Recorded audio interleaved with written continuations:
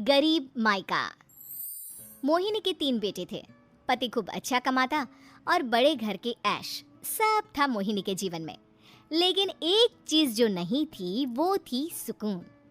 मेरी बहन और मेरा भाई दोनों गरीब, लेकिन मैं मेरे पास तो नोट की बरसात है। तभी मोहिनी की बहन वीना उसके दरवाजे आ जाती है। अरे मोहिनी, कैसी है? मेरे घर में ना सिलेंडर खत्म हो गया है। तेरे पास तो इतने पैसे हैं, भरवा देना मेरा सिलेंडर। पैसे जैसे ही आ जाएंगे मैं दे दूंगी। तभी मोहिनी का पति राकेश आ जाता है। क्या है वीना, ये अपने घर की परेशानी हम लोगों के घर ना गाया करो। तुम्हारी बहन को तुम लोगों पर तरस आ जाता है और वो पैसे देने लग जाती है। मुझे ये बिल्कुल पसंद नहीं है। ओ जीजा जी, नहीं, मैं तो वो बस अच्छा, मैं चलती हूँ। वीना वहां से चली जाती है। उसके जाने के बाद अच्छा किया जो आपने सुना दिया।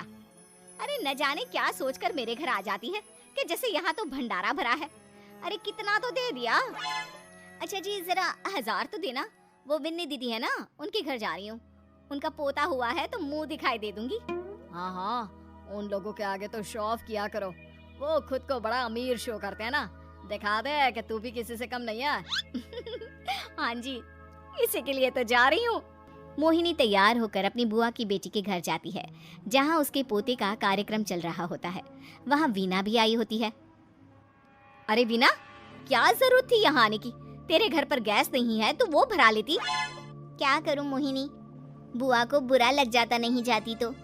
वैसे मेरे पास एक जोड़ा बच्चे का कपड़ा रखा था, वही अपनी चांदी के पायल के साथ देने जा रही हूँ। घर पर गैस थी नहीं, सोचा परिवार यहीं खाना खा लेगा, बाकी सुबह का सुबह देखा जाएगा। मोहिनी को बहन पर दया आ जाती है।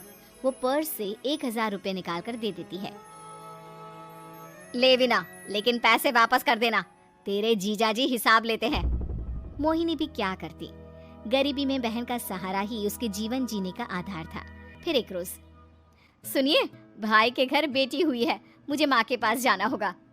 अरे उस घर में ना कूलर है ना एसी, कैसे रहोगी तुम? हाँ, वही सोच रही हूँ कि अकेली जाऊं, बच्चों को साथ ना ले जाऊं। चले जाओ, लेकिन ये जो तुम अपने गरीब परिवार से मिलने चली जाती हो ना, मुझे बिल्कुल अच्छा नहीं लगता। पता नहीं मैं भी कैसे मैनेज करती हूँ, लेकिन क्या करूँ। मोहिनी भाई भाभी के घर आती है। मोहिनी, कैसे आना हुआ? तू यहाँ हम लोगों के घर रह लेगी या फिर किसी होटल में रहेगी? क्या हो गया है माँ? मोहिनी को क्यों ऐसे बोल रहे हैं आप? अरे तू नहीं जानती अपनी ननद को, पैसे वाली है ना, तो ऐड कुछ ज्यादा ही है। मोहिनी को माँ की बात का बुरा नहीं लगता है, क्योंकि उसे पता ही नहीं चलता कि माँ उसे जली कटी सुना रही है। वो भाभी की बच्ची के साथ लेन देन करती है और वहाँ से चली जाती है। उसके जाने के बाद, माँ क्यों आप मोहिनी को इतनी सारी बातें सुनाती हो? भाई का बेटा बोल पड़ता है। माँ, क्योंकि दादी जानती है कि बुआ के अंदर घमंड है।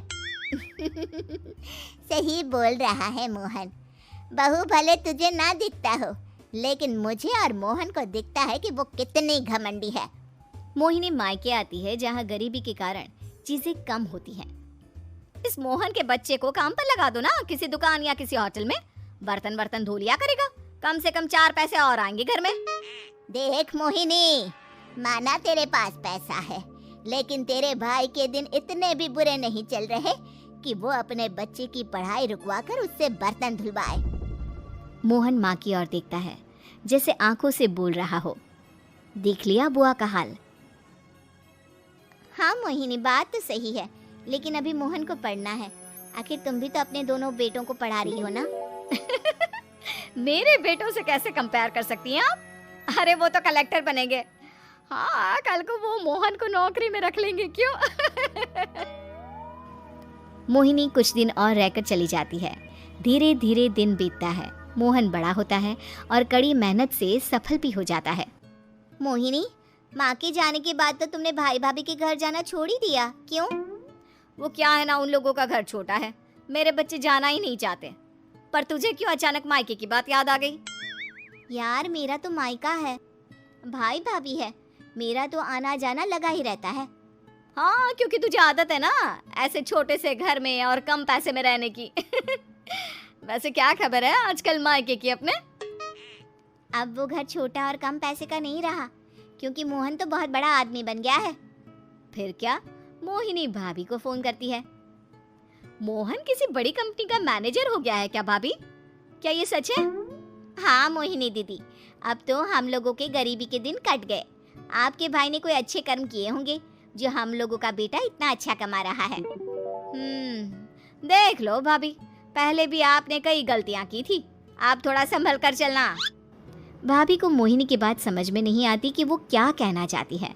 फिर एक दिन वीना मोहिनी से कहती है, मोहिनी, हमारा भतीजा मोहन अच्छा कमा रहा है, क्यों ना मैं अपने बेटे की नौकरी के लिए उससे बात करूं।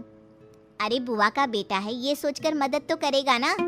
हाँ हाँ, क्यों नहीं करेगा, उसके बुरे दिन में तो हम भी खड़े थे। मोहन को वीना फोन करती है और अपने बेटे की मदद करने की बात करती है। हाँ हाँ बुआ, क्यों नहीं, आप सिद्धार्थ को भेज दें, मैं अपनी ही कंपनी में उसकी नौकरी करवा देता हूँ। दिन बीतते हैं, अब वीना के हालात भी अच्छे हो जाते हैं। क्या बात है वीना, तूने भी कार ले ली, वो भी इतनी अच्छी?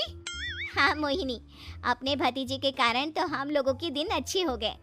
उसने सिद्धार्थ की नौकरी लगवा दी है, वो भी शानदार। ठीक है, लेकिन पैसे ख्याल से खर्च करना।